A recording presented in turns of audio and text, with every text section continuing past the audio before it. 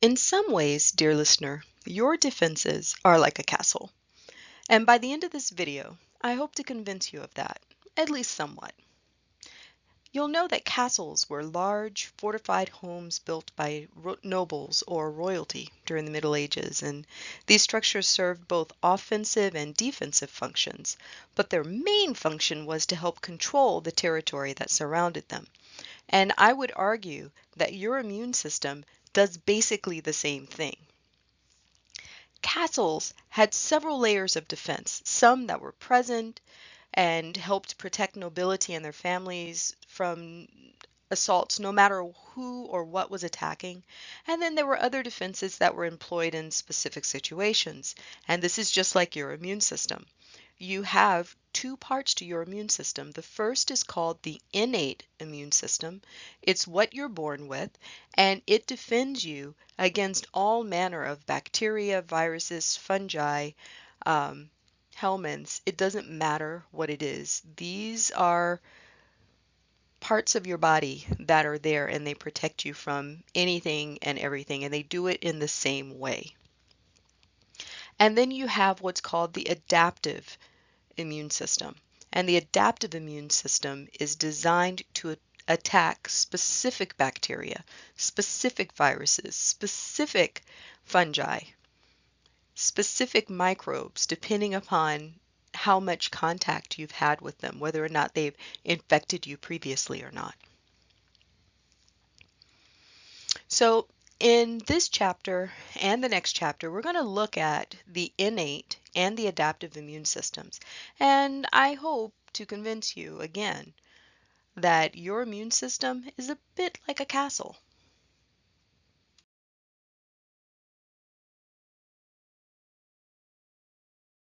When we talk about immunity, what we're really referring to is those components that are part of your body that help you ward off disease. When your defenses are strong, you have what's called resistance. But when your defenses aren't so strong, you have what's called susceptibility. So for example, someone who has had maybe a lot of surgeries, or maybe they're on chemotherapeutic drugs that damage their immune system. Maybe they're burn patients and have had over 20% of their body burned. They would have some susceptibility to disease because their defenses have been weakened. Innate immunity is your defense against any pathogen. Doesn't matter what it is. Your innate immune system is going to defend you against bacteria the same way that it's going to defend you against viruses, fungi, protozoa, helminths, etc. It doesn't matter. Okay? This type of immunity is present at birth, and generally all humans have the same innate immune system. You and your parents have the exact same thing, your siblings have the same thing, your significant others have the exact same components. It's the same. Adaptive immunity is immunity that's employed in specific situations, and it's immunity or resistance to a specific pathogen. For example, if you've had chickenpox before, then there are components in your body that are part of your adaptive immunity that will recognize chickenpox.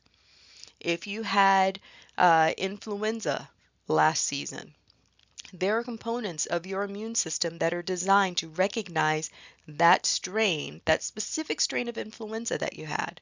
Maybe it's COVID-19 that you had. And so you have elements of your immune system that are designed to recognize the virus, that SARS-CoV-2 that causes COVID-19.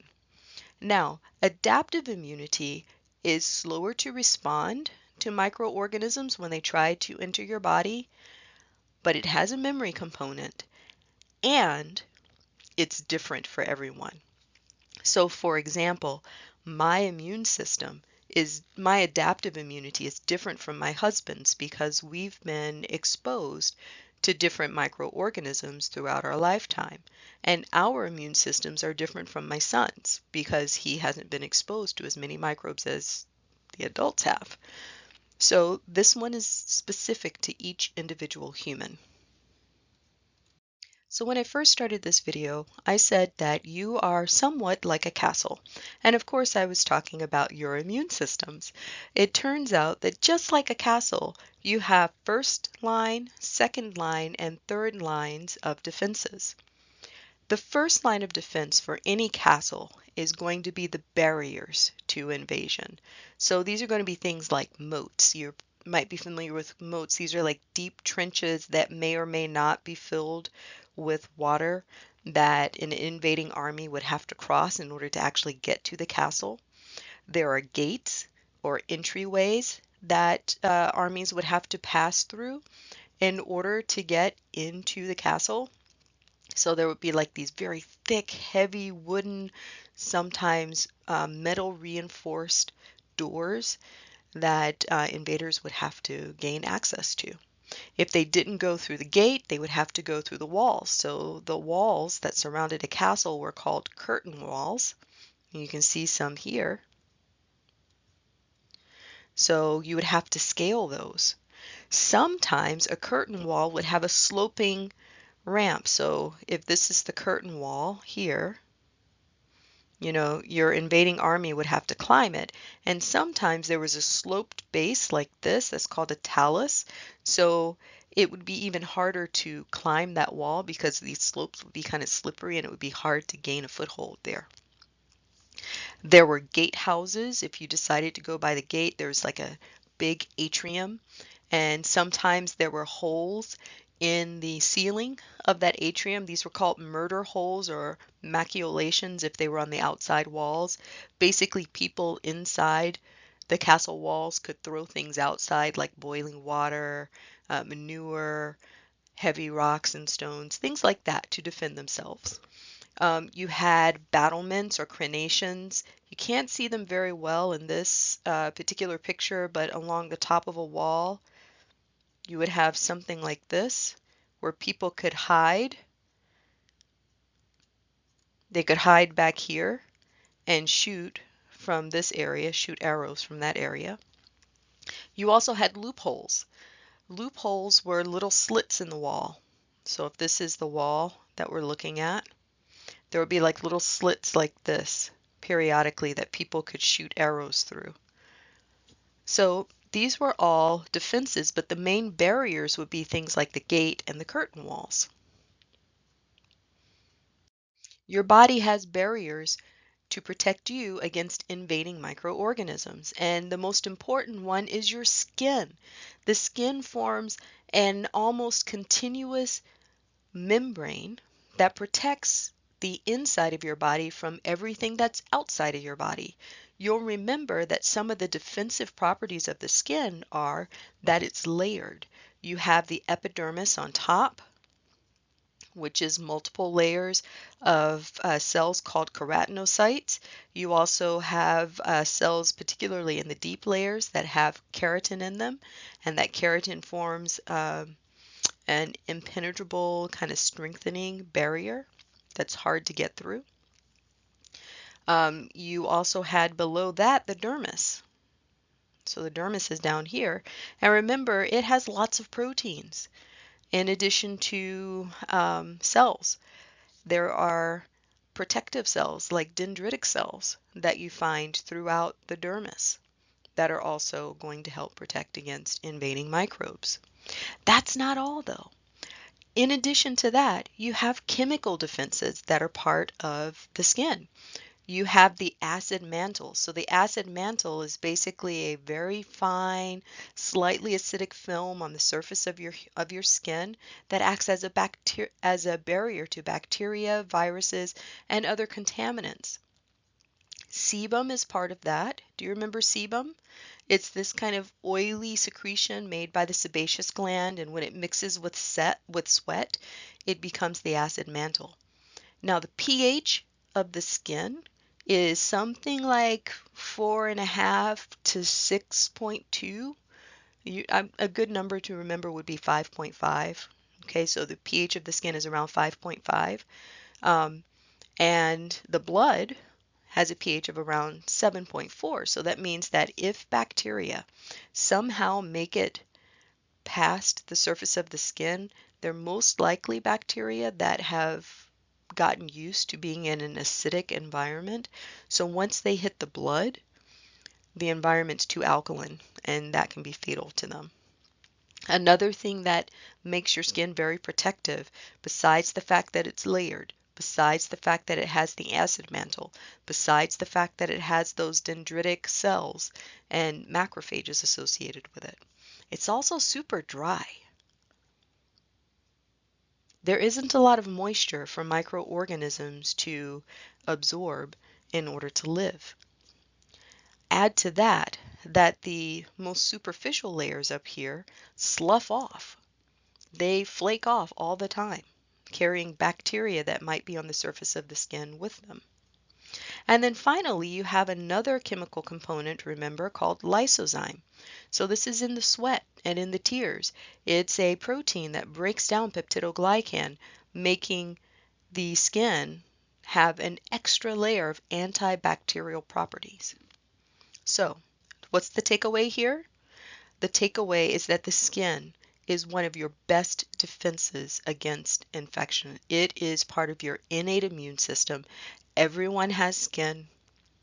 As long as the skin is intact, it is an excellent protector against microbial infection. And I've listed some reasons why here. You'll probably want to remember those. They could be on your exam. The second barrier that you have are the mucous membranes. Remember, your mucous membranes are non-keratinized epithelial tissues, and they line the gastrointestinal tract, the respiratory tract, and the genitourinary tract.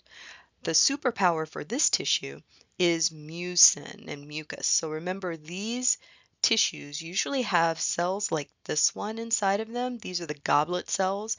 Remember, they secrete mucin to the surface of the membrane. That mucin mixes with water to make mucus, which is basically a viscous glycoprotein. And when microorganisms enter our body, they can become trapped onto the mucus on the surface of these membranes, and that prevents the microbes from penetrating, going deeper in many cases.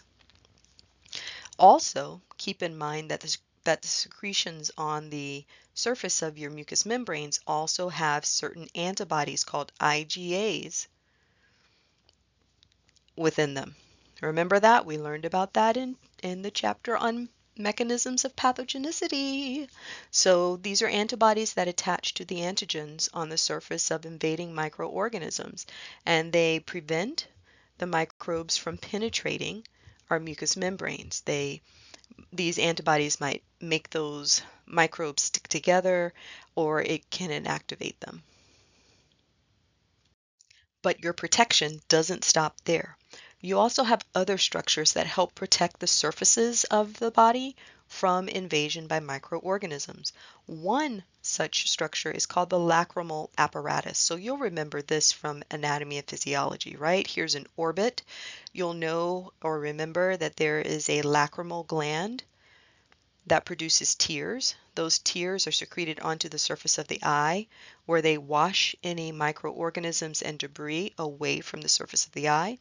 Those tears collect in the lacrimal lake here, then they flow into the lacrimal sac, and then they drain out of the lacrimal sac through the nasolacrimal duct. So that's located by the lacrimal bone and the frontal process of the maxilla. So it's going to, basically those tears will enter the nasal cavity via the inferior meatus. So you have that. You have the ciliary escalator. So this is a type of epithelial tissue that you find associated with the respiratory system. It looks a little like this. So you have pseudostratified columnar epithelial tissue, and the cells happen to be ciliated. Interspersed among those tissues, you have goblet cells like this one. So the goblet cells secrete mucin to the surface of the tissue. It mixes with water to make mucus. Then as microorganisms and debris come into the respiratory system, they get trapped in the mucus. Then the cilia that's on the apical surface of these pseudostratified columnar cells. They beat back and forth and move those microorganisms and that debris that's trapped in the mucus away from the lungs.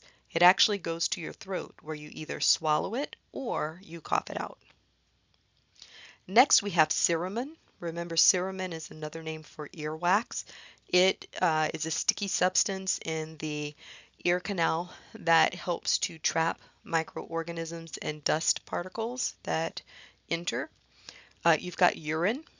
Urine kind of bathes the inside of the bladder, and as it flows out of the bladder and through the urethra, it actually cleans the urethra, so it washes bacteria away. Vaginal secretions, also important in moving microorganisms out of the vaginal tract via drainage. And then you have motility, like peristalsis and defecation, that help move microorganisms through the digestive tract and out of the body. Vomiting and diarrhea do kind of the same thing. Diarrhea helps to wash the intestines out from offending microorganisms, and vomiting sends those microorganisms out via a different route. I would be remiss if I didn't talk about your normal microbiota as being part of your innate immune system. Remember, the normal microbiota is basically that group of microorganisms that live in and on your body. They've been colonizing you since you were born. And where they help protect you from infection is by making a layer or a film, an invisible film that pathogens have to penetrate in order to infect your body. So the normal microbiota compete with pathogens via microbial antagonism. Part of that antagonism is that they can alter the conditions of our tissues to inhibit the growth of pathogens. For example, certain bacteria make our tissues acidic, and pathogens don't necessarily want to live in that acidic environment, so their ability to grow is inhibited. You have organisms in the normal microbiota that produce substances like bacteriocins that inhibit the growth of other microbes. Now, when I talk about the normal microbiota coating our surfaces, I really mean that. This is an image of a dental plaque. So this is the stuff that's on your teeth. So this dental plaque structure is called the hedgehog because of the way it looks, but there are lots of different bacteria here. You have one type of bacterium called Corynebacterium. It's the purple or magenta that you see at the bottom. You have Porphyromonas, which is the cyan or the blue here. You have Streptococcus, which is the green. And you have Haemophilus, which is in orange. So you can see they're all kind of living together, and they really are coating. You can imagine how they would coat the surface of the teeth completely. Now imagine a pathogen out here trying to make its way past all of these other bacteria to get to a tissue that it can infect. It would be kind of hard. So the normal microbiota is also protective. Now let's go back to our analogy of the castle. So let's say there's an invading army. They've made it past the moat. They have made it past the outer curtain wall, and they are trying to really invade the castle now. They've made it past the outer barriers of the castle. What happens? Well, by now, the sentries would have noticed that. So sentries would have been guards, and they would have been hanging out along the curtain wall, maybe inside of a guard tower, looking out to watch the progress of the approaching army.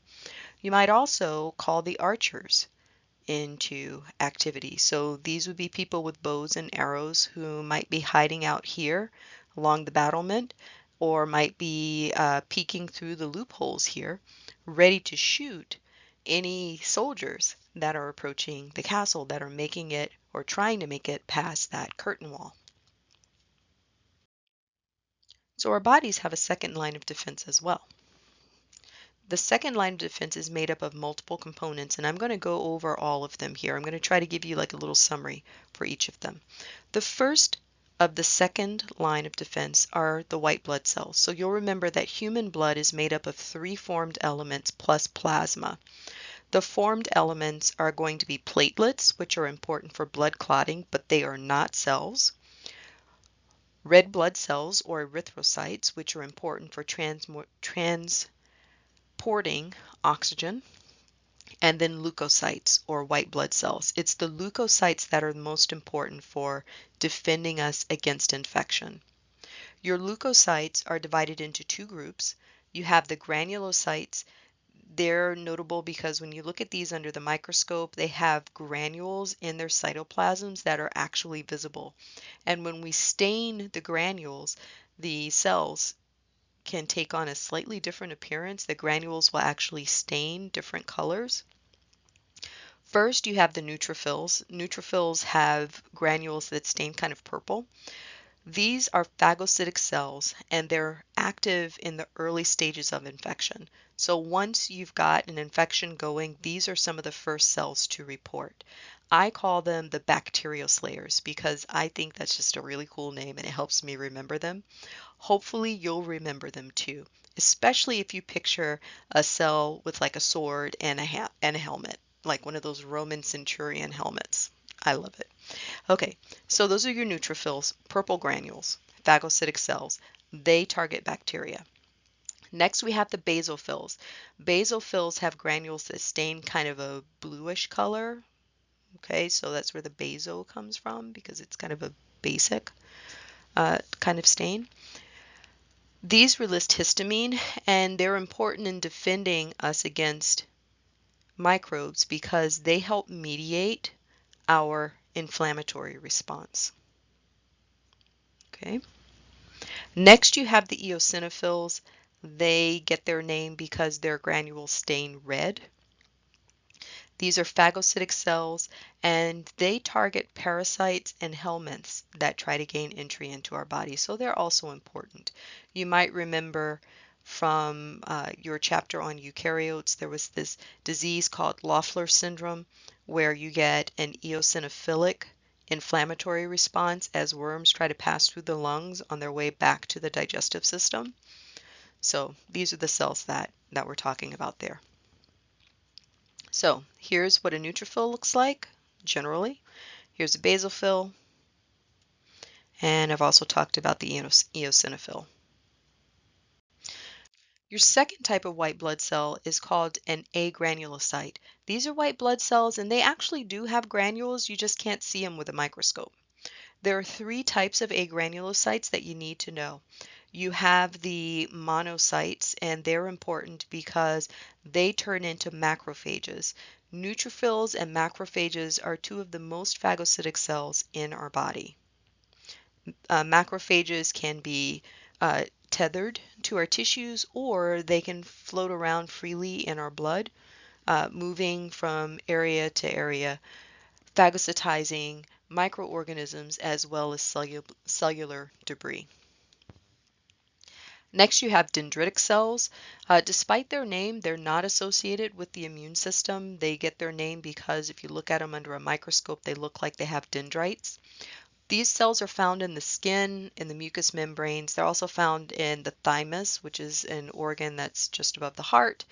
And these cells are phagocytic. They are really active in getting the adaptive immune system activated. Then you have the lymphocytes. The lymphocytes are part of your adaptive immune system, so we're not going to talk about them very much in this video, but we will talk about them in the next one when we talk about the adaptive immune system.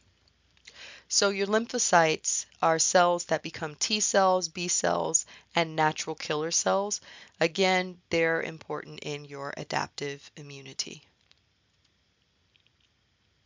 So I've mentioned phagocytosis a few times. Let's talk a little bit about how that happens.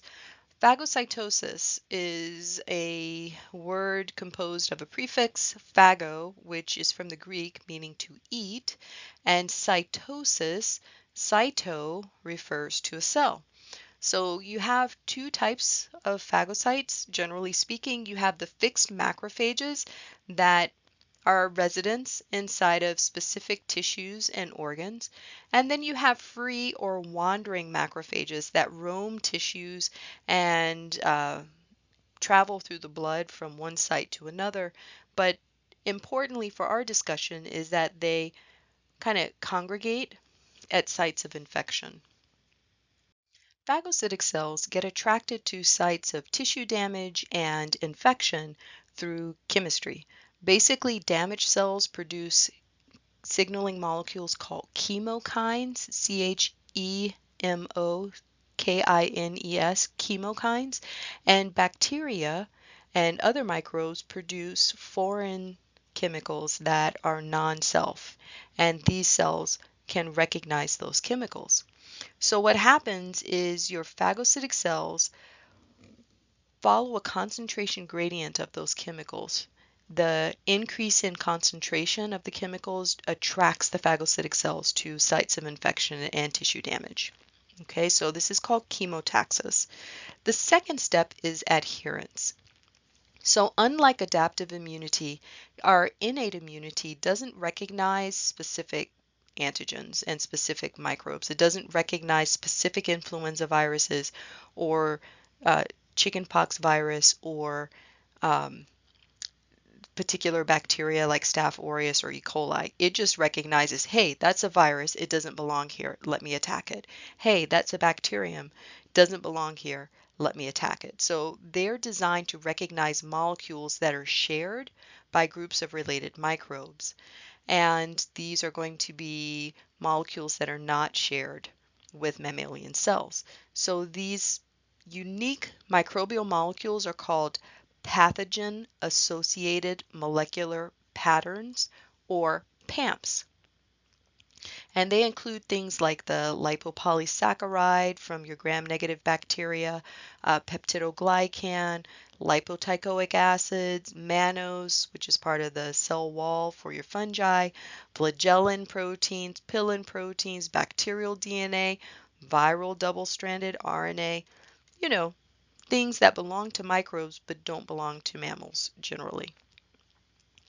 So these phagocytic cells attach to the PAMPs via a type of receptor. It's called a pattern recognition receptor, or sometimes it's called a TOLL, T-O-L-L, like receptor. And the phagocytic cell connects to the bacterium, in this case, or virus, or fungus, whatever it happens to be, it attaches to that particular cell. The next step, so that's called adherence, by the way. When the phagocyte attaches to a microbe, that's called adherence. Next, you get ingestion. And I don't think I need to tell you what ingestion is, right? That's when the phagocytic cell actually eats the microbe. In order to do this, sometimes another process called opsonization is required. So opsin is basically any molecule that enhances phagocytosis by marking antigens, for example, on a microorganism or marking a dead cell that needs to be recycled. So you might get opsonization and then phagocytosis. So the microbe is brought into the phagocytic cell in a vesicle. The vesicle is called a phagosome. So Phagosome. The phagosome is inside the cytoplasm of the phagocytic cell. A lysosome binds to that and dumps its digestive chemicals into the phagosome. So now we have what's called a phagolysosome. And in that phagolysosome, the microorganism gets digested. In the next step here, any usable molecules get reabsorbed by the phagocyte, and any bits that can't be used, well, they get discharged. This process of bringing the microbe in a phagosome, then fusing the lysosome and digesting the microbe, So that happens in a phagolysosome, and that is part of phagocytosis. That's digestion. You'll hopefully remember that there's a number of ways that microorganisms get around phagocytosis. For example, some of them have M proteins in their cell wall, and that prevents phagocytosis, or maybe they have capsules so that their PAMPs are not as easily recognized, or maybe the capsule makes the bacterium, for example, look like a mammalian cell, so the immune system doesn't even see it as a bacterium. You have some cells that produce leukocidins that destroy your phagocytic cells. You have some cells that can escape the phagosome, so they actually get engulfed. They're inside the phagosome, and then they have enzyme complexes that allow them to escape that. So then they just zoom around in the cytoplasm of the macrophage. You have some cells that prevent fusion of the phagosome and the lysosome, so they don't actually get digested and they continue to live inside the phagocyte. And then you have some cells that just survive the phagolysosome. They're not killed that way. So in part one of this lecture on innate immunity, we've talked about what immunity is. Remember, it's your ability to ward off disease. The better you're able to do that, the more resistance you have to infection and disease. Susceptibility refers to the inability to fight off infection or to resist infection. We also distinguish between the innate immunity and the adaptive immunity. Remember, some key things are that your innate immunity fights every microorganism the same way. There's no distinction between a bacterium and a virus or a fungus and a protozoa. It's the same. Remember, your innate immunity is basically the same for all humans. It's not specific to any one person, and it's what you're born with. It's the same when you're born as it will be when you die. This is different from your adaptive immunity, which is specific to each individual person and the microorganisms that they've come in contact with. We talked a little bit about how the skin and mucous membranes are protective against infection. Remember, the major way that they protect is by producing a barrier that microorganisms have to penetrate in order to colonize the body.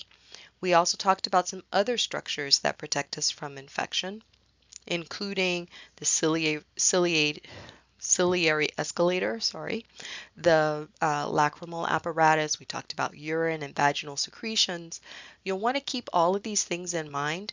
You'll also want to remember, what is it about the skin and what is it about the mucous membranes that makes them effective barriers to infection? We also talked a little bit about the phagocytic cells of the innate immune system. We talked about specifically the granulocytes. I told you that the neutrophils are bacteria slayers and that the basophils help mediate or activate, in other words, they help activate our inflammatory response. We talked a little bit about how eosinophils are specifically toxic to parasites and helminths. We also talked a little teeny tiny bit about the agranulocytes, but we'll talk about them more when we do adaptive immunity. We talked a little bit about how phagocytic cells actually phagocytize microorganisms and digest them. And that protects us because they are essentially eating the bacteria, eating the viruses, eating the protozoa, eating those microorganisms that would produce toxins and cause us to get sick and become diseased. So that's it for part one. In part two, we're going to look at inflammation. We'll look at fever. We'll also look at the complement system very briefly. And by the end of that lecture, I hope to have given you kind of a 30,000 foot overview of what innate immunity is. From there, we'll move on to the adaptive immunity, which will take a little bit more time, but I hope that by the end of that video, you will have a clearer understanding of how the adaptive immunity protects you against infection. Finally, we're going to stick with the castle analogy. So hopefully it makes sense to you why I'm describing your immune system as being a little bit like a castle. So I'll see you at the next video. If you have any questions, please feel free to reach out to me. I know it's the end of the semester and things may be really, really hectic and busy. I'm here for you and you can do this. See you at the next video.